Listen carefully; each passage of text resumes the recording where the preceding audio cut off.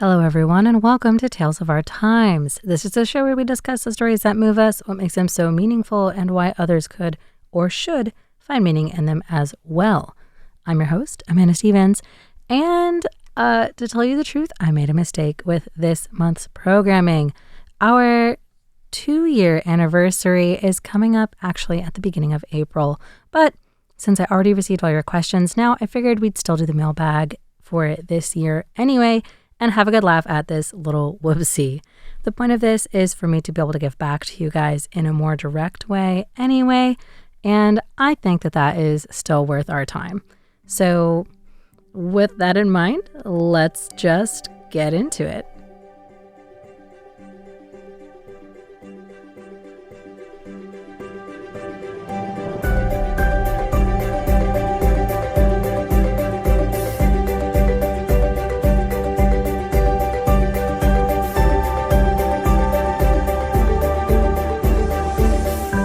Hello, everyone, and welcome to Tales of Our Time. This is a show where we discuss the stories that move us. We've already done that. So this week, we are doing a mailbag episode.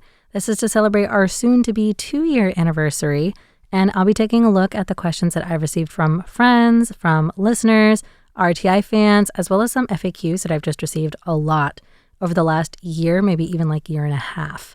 And trying to answer those to the best of my ability so that you guys can get some more information about me and about the show. We'll be back to our regular format next week, although we will have a brand new theme for March, though I'll give you some more about that at the end of this episode. For today, the topics that I'll be covering will include some Tales production, some changes that happened between the first and second year of our show, and maybe a little bit more about what you can look forward to coming up in what is going to be our third year for the rest of 2025. There's also going to be a couple of personal grab bag questions at the end that I received as like a host or somebody who's running this show. So I just kind of want to get into it. We're going to be starting with some of the frequently asked questions. These are usually about show production, but sometimes they're about little changes that have been made. So let's get started with number 1, which is how long does it take to produce an episode of Tales of Our Time? So the recording for each episode, this is broken up into like recording time and editing time. The recording time for each episode varies now between 22 to 28 minutes on average for one episode. I try to keep it between 22 to 28 because hopefully like it will be easier to edit it out and it gives me a little bit of wiggle room to cut out pronunciations or repetition. But then when it comes to editing, each episode takes a little bit longer than that. Also, of course, this depends on how long the original recording is. If the episodes were around 20 minutes, maybe even like 21, it can be as fast as half an hour to edit. But for much longer or more complicated stories, it can take me as long as like 2 to 2.5 hours to edit like a 28-minute recording. So I guess the average time is probably like an hour to an hour and a half per episode. That even includes these episodes where I don't have a guest and it's just myself. That recording time stays pretty much consistent. So on to the next question. Why weren't there any more 2-part episodes in season 2? This is another FAQ I got a couple of times this year actually, but to be honest, it was because of your listener feedback that I decided to can the 2-part episodes for the most part. I heard a few times over the last year or over that first year that it was really difficult for listeners to keep the whole conversation in mind, especially for episodes where I had split the summary and the discussion questions into 2 different episodes. So if you're listening to the discussion, it was hard to remember the summary. When you were just listening to the summary, it felt a little bit incomplete, like there wasn't enough to wrap it up. So it really only made sense if you were able to listen to them back to back, which isn't possible on the radio. And even after the show was released on streaming, which was great, you would have to wait a whole week to hear the whole conversation together. And just like hearing from listeners that it always felt like something was missing, I decided to kind of cut that. Instead, what I decided to do was to try to focus more on the themed months that we had a few more of in this second year, so that way we could explore more topics in depth, which I think has been working out so far, and I really like it a lot. It's something we'll be doing more in the next year as well. It also led to me no longer covering an entire series because these longer stories are really kind of just impossible to fit into a 20-minute show.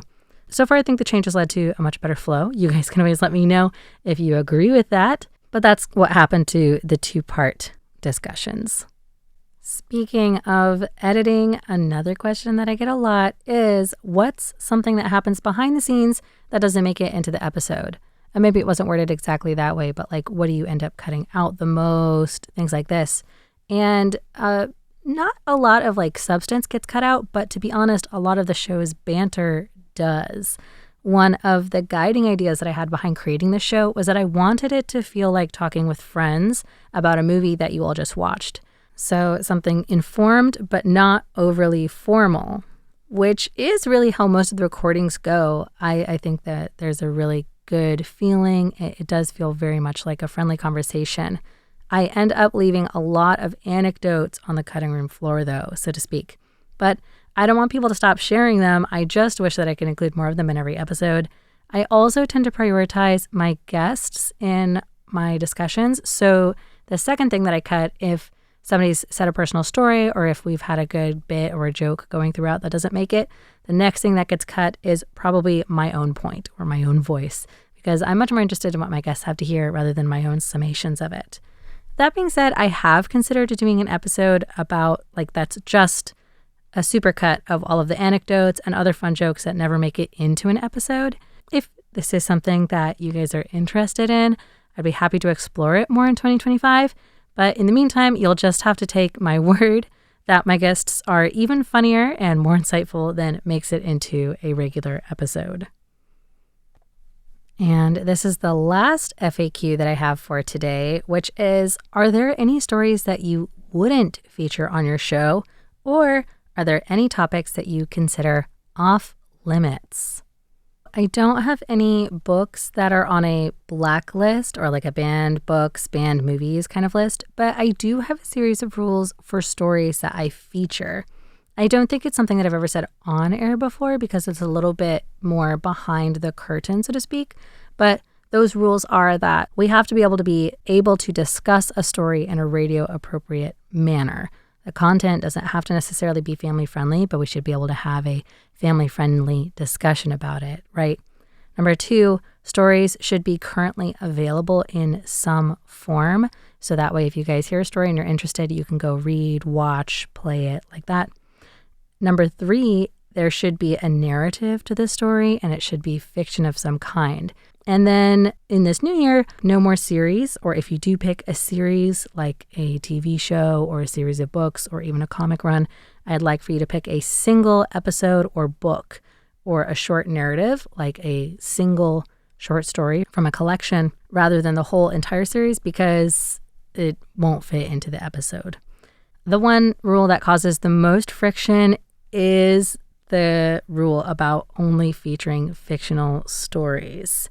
So this is why we haven't really featured any nonfiction books here. My whole point of this show is kind of to focus that spotlight on fictional stories and the meaning we make out of them, rather than nonfiction stories in which the meaning is really overt. And in most times, they're telling you what to think or feel or what kind of questions to ask.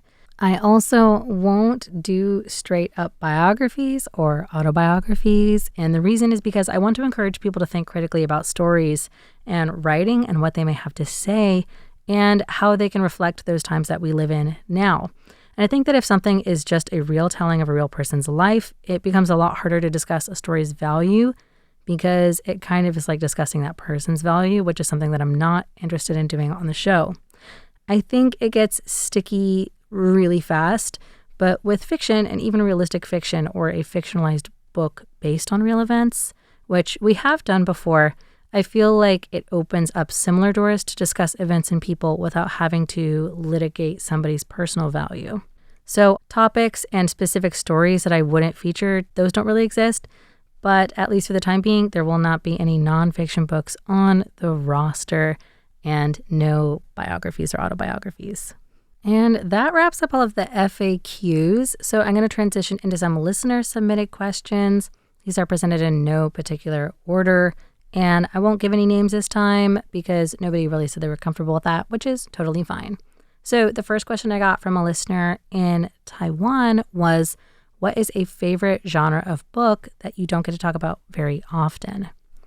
When it comes to like a favorite genre of mine, I think the most honest answer would be something that's myths, legends, or even fairy tales. It's something that I talk about a lot, but folklore in general was and continues to be a huge area of study for me, both in school and now as a working adult in media.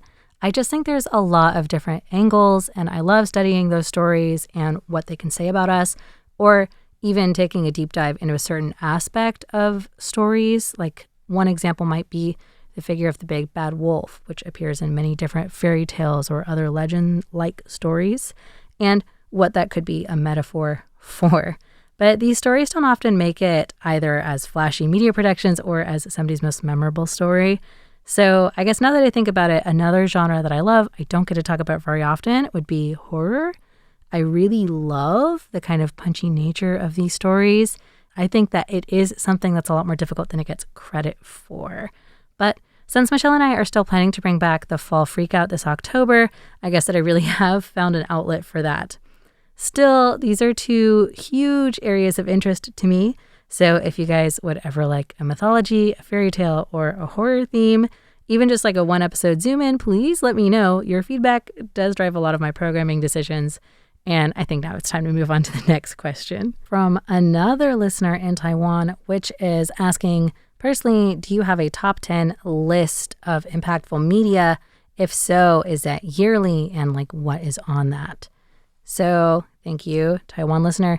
Since I spend so much time talking about and researching media, I actually found myself being a lot pickier about what I watch or read in my free time, just kind of like what I have the attention span for.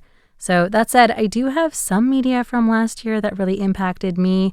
This is media that I watched last year, not necessarily media that was produced last year, but for streaming shows, one of the shows that I would most recommend is Blue-Eyed Samurai. It actually, I think, is from 2024, and I would give a warning that this show features the topics of sex work and sexual violence very prevalently, so that's a little like trigger warning for you. But I also think that it's not only a beautifully animated series that takes place in an interesting time period, but a really good look at the connection between gender, sexuality, and power. So even though it might be a little bit uncomfortable, I would recommend a lot of people to check it out anyway. It's also just, like I said, very eye-catching in a way that is impossible to get across in an audio medium. On a similar note, though, for streaming, I think if that style of art is something you're kind of interested in, but those trigger warnings kind of freak you out, Arcane is another really good read when it comes to, well, watch, not really read, when it comes to animated material that really explores relational dynamics.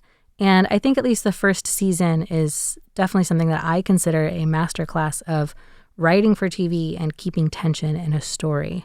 It has a much more steampunk kind of fantasy vibe than Blue-Eyed Samurai, and it doesn't have those same trigger warnings. As for books, ironically, I haven't been reading too many fiction or narrative-focused books myself. This last year, I read many more theory-based books, kind of on comics and literature, so I don't think they really fit into the scope of this question. But if I were to list a few of my all-time favorite books, I think I'd say Dracula by Bram Stoker, Pride and Prejudice by Jane Austen, and for a change of pace, Howl's Moving Castle by Diana Wynne Jones. Some graphic novels I really recommend would be Saga by Brian K. Vaughan and Fiona Staples, and Lore Olympus by Rachel Smith. So for all of those, of course, I would recommend checking out like a little summary of it to make sure that it doesn't contain any material triggering for you. They are all pretty different and tackle different like genres, but some of them may have themes that make you uncomfortable.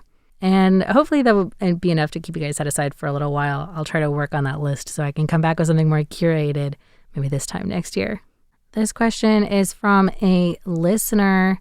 I'm not sure where they're from. They didn't state that, but we got it in our RTI inbox, and the question was, do you have any favorite episodes that you've done so far?